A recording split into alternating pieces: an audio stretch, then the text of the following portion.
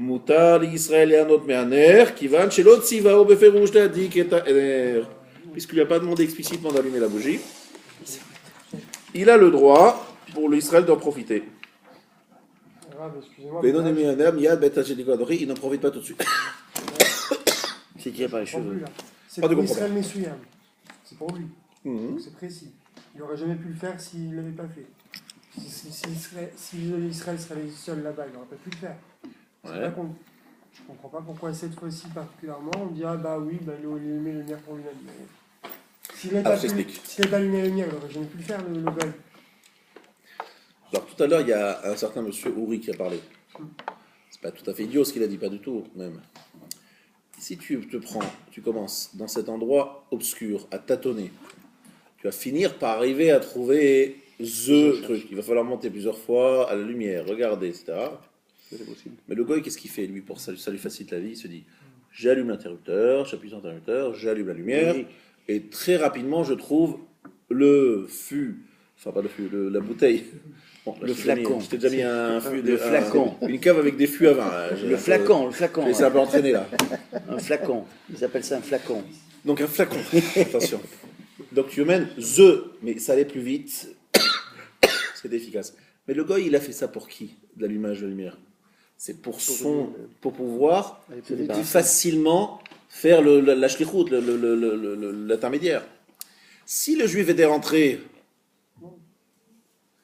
avec le goy, dans ce cas-là, c'est un peu différent, parce que le juif profite directement de l'action du goy.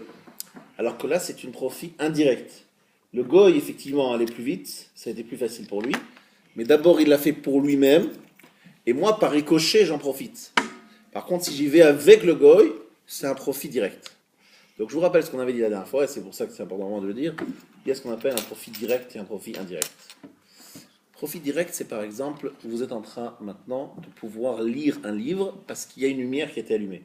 Celui qui a allumé la lumière, c'est clair qu'il vous apporte un profit direct. Par contre, lorsqu'il y a une porte qui est fermée et je vous ouvre la porte, ça s'appelle un profit indirect. Ah, mais grâce à l'ouverture de la porte, je peux entrer. Je n'ai fait que enlever un obstacle. Je ne t'ai pas donné quelque chose de positif. Je ne t'ai pas allumé la lumière pour que tu puisses lire. Vous voyez la différence ou pas? Mavri achari, faire fuir le lion. Mavri achari, c'est une expression qui veut dire faire empêcher les ennemis, les gêneurs d'y accéder. Est-ce que c'est clair, messieurs? T'as pas le choix, toi, T'as pas le choix de quoi? Ah, t'as pas le choix que d'accepter ce qui est marqué. Ah non, mais le but, c'est pas de... Non, c'est Vénishma, quoi, tu dis. Oui, là, sur ce coup-ci... T'es pas d'accord, quoi?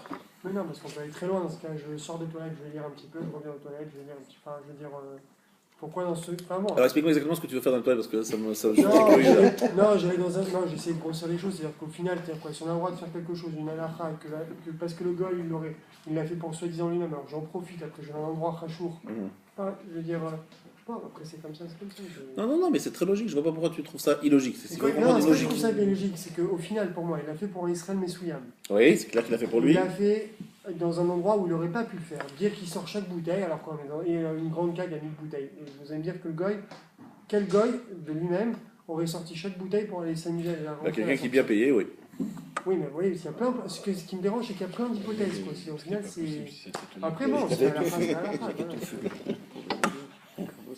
Le principe, c'est que lorsque le goy peut le faire par lui-même, d'une façon permise, et qu'il décide de le faire avec une melacha interdite, parce que ça lui facilite la vie, ce principe-là, rappelle-toi, Michael, c'est une melacha reconnue par tous, eh bien, c'est moutard d'un pays. Et ce qui est extraordinaire, c'est que Rav David Yosef, il y a à peine 2 heures, il était là, et il m'a parlé de lui-même, sans que je commence à lui parler, du chidouche que son père a écrit dans son livre, je crois, Yabi Omer, sur la question dans laquelle nous étions la semaine dernière, qui est de savoir si je donne une voiture à un concessionnaire, pas juif. Je la donne juste avant l'entrée de Shabbat, et je lui dis, monsieur, attention, dès Motsai Shabbat, telle heure, je n'en ai absolument besoin. Eh bien, il m'a dit, au nom de son père, d'ailleurs on avait cité ici, que certains autorisent, alors que il est obligé de travailler Shabbat, parce que je lui ai donné... voilà. Eh bien, son père autorise, Et lui, il m'a dit, David Yosef m'a dit, j'ai écrit une tchouva pour démontrer que c'était interdit, et si mon père pouvait se lever de sa tombe, pour relire ma tchouva, il me donnerait raison. Il est chronique sur son père. Alors là, il est collègue sur son père, mais il pense que son père aurait été d'accord avec ses arguments. Maintenant, ça n'engage que lui. C'est facile de faire ça parce que quelqu'un est très passé. Oui. Mais si le juif se doute que le gars il va allumer, en fait, Ouais. est-ce que c'est quand même autorisé? Parce qu'il a quand même une présomption qu'il va allumer pour faire le travail. Est-ce que c'est autorisé? Oui, tout à fait. Parce qu'en fait, la question est la suivante. Est-ce que tu le forces à faire un travail pour toi Shabbat? Qu'est-ce qu'on appelle un travail? Une transgression sur une melacha. Mais c'est quoi la différence entre le premier cas et le deuxième cas? Parce que Alors. quel intérêt il a à descendre avec le goy en même temps que lui, s'il sait qu'en faisant partir le goy avant lui tout seul, il peut... Alors, dans un cas, c'est Uri Murciano qui veut revoir exactement l'état de sa cave. Donc il a besoin d'une lumière pour voir quels sont les les crus qui sont disponibles. Et grâce à la lumière du goy, il arrive à lire les étiquettes et à faire son choix. Dans le deuxième cas, c'est quelqu'un qui envoie un goy en disant « Écoute, je te fais confiance, trouve-moi, vois ce qu'il y a, prends quelque chose de bien. » Et donc, il ne vient pas m'éclairer à moi, il vient me faire ma shtichut. Et lui, ça l'arrange d'allumer la lumière, comme ça il voit rapidement les choses et ça va plus Et vite. si jamais le vin que me remonte le goy ne me convient pas, je peux ensuite descendre dans la cave qui est restée allumée et choisir ma bouteille. Alors, si la lumière reste allumée là-bas, il n'y a aucun problème, tu peux en profiter. Tu as compris ce que je veux dire? Dans un cas, tu es accompagné par lui et il t'aide par son allumage, tu as un profit direct. Dans l'autre, c'est un profit complètement indirect. Mais Michael, il peut très bien lui dire au goy, descendez me chercher telle bouteille. Telle bouteille. Mais le problème, c'est qu'il ne se rappelle pas vraiment. Vous savez, en général, les grands propriétaires comme Michael Kadosh, qui ont des vins qui datent depuis 20, 30 ans, C'est 50 plutôt ans, des balawans. il a besoin de voir avant de faire son choix. Les vins du Maroc. Parce qu'en fait, normalement, ce qu'il fait lorsqu'il reçoit un invité de marque, Ouais. c'est qu'il lui donne un vin qui a l'âge de la personne qui est Ça invitée donne chez lui. naissance, c'est classique. Ça donne naissance. Voilà. Bien Donc, sûr, vous bien qui sûr. avez 30 ans, il vous donnerait un vin de 30 Moi, ans. je connais le vin, à Bordeaux. Voilà. Exactement. Alors, si il lui demande d'aller chercher un vin particulier parmi 1000 bouteilles, Oui, mais alors, on peut aller plus loin. et qu'en fait il a besoin de lire le goy, il va tout seul, il a besoin de lire, Voilà. et sans la Non, lumière, non, mais c'est pas il ne possible. pourra pas trouver cette Michael, Voilà. Dans ce cas-là, par exemple, c'est pas comme tu vois, Michael, c'est ça, il a raison. C'est ça ce qui. Mais c'est pas Si tu as 1000 bouteilles et que pour arriver à trouver la bouteille, s'il fallait vraiment sortir chaque bouteille jusqu'à trouver the bouteille qui a été demandée, et ça prendrait peut-être plus qu'un Shabbat. Tout à l'heure, vous avez dit qu'il est bien Mais il n'y a pas de problème. si je À partir du moi, je ne parle pas de ce cas-là. Moi, je parle d'un cas où il peut trouver pendant Shabbat. Ça, il peut trouver en faisant beaucoup d'efforts. Mais il peut arriver à la conséquence.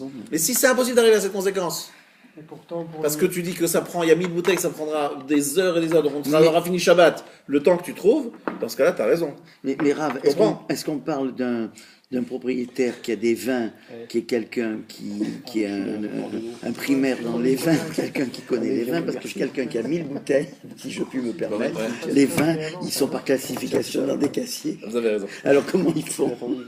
Je sais pas, faut demander à Michael Kadosh, c'est lui qui va donner ce cas. C'est C'est vrai. C'est quelqu'un invité qui- avant, c'est plus simple. J'ai des départ, il y aura pas de problème, il y aura de l'évian. Les vins sont pas... Je me casse pas la tête avec un Voilà. pareil. J'ai besoin de voir un copain qui est venu. Maintenant, Non, ils mettent le nom sur les bouteilles. Casier. alors, C'est comme les pièces détachées. C'est comme les pièces détachées. Halacha Yud Aleph. Nochi shedikna letzorich Israël, le beth Israël, shedolek voner. Un goy qui allume une bougie supplémentaire dans un lieu où il y a déjà des lumières. Afalpi shenitosaf or babayit alede haner shedik hagoy, même si la lumière est plus intense, grâce à la lumière que le goy a allumée, mutar lishtamesh loraner shedik anochi. On a le droit d'utiliser cette lumière allumée par le goy, kolzman shaner arishon shedalag babayit odenu dolek, tant que la première lumière est encore allumée. Si c'est rajouter de la lumière, c'est pas la même chose que d'allumer une lumière lorsqu'il n'y a rien. Aval achar shechabe haner arishon, mais après que s'éteigne la première bougie, asur lianot meoraner shedik hagoy. On n'a plus le droit de profiter de la lumière que le goy a allumée. C'est-à-dire que si, par exemple, le juif allumait une lumière, Avant Shabbat. ça arrive très souvent, c'est en fait le cas que vous connaissez. Donc, j'allumais une lumière, et le goy vient, il allume une autre lumière supplémentaire. Dans ce cas-là, je dis, j'aurais pu me suffire, peut-être c'est pas assez joli, c'est pas beau, mais c'est mieux avec cette lumière que le goy, mais j'aurais pu me suffire de cette première lumière que j'ai allumée. Ouais. Tant que cette première lumière qui est allumée est encore allumée, si le goy en rajoute, pas de problème. Si la première lumière s'est éteinte, si le goy allume, ah là c'est un problème. Parce que ça veut dire qu'il a créé toute la lumière. Mais s'il a rajouté sur la lumière, c'est permis. C'est clair? Derrière Sipour, d'allumer une autre. Pardon? Je peux lui demander derrière Sipour d'allumer une. Derrière quoi? en- Sipour, derrière Sipour, oui. Donc ça veut dire derrière Remez. Je dis, oh là là, il n'y a pas assez de lumière dans cette pièce. Et le goy de lui-même, il dit, tiens, il a fait cette allusion, c'est gros comme un camion, il veut que je fasse quelque chose. Et il allume une bougie en plus. Mazal Tov, il a été chacham. On peut passer. On a le droit. Parce qu'il y avait déjà de la lumière, et il a compris qu'il n'y en avait pas assez. C'est ce qui s'est passé dans le chemin en sortant de la choule du Baal Shem Tov, Voilà. dans la forêt. Dans la forêt. Ils avaient mis des torches, Ouais. et il y a des Ukrainiens là, qui sont là, ils ont ajouté des lumières. Voilà. Parce qu'on était en plein dans la forêt.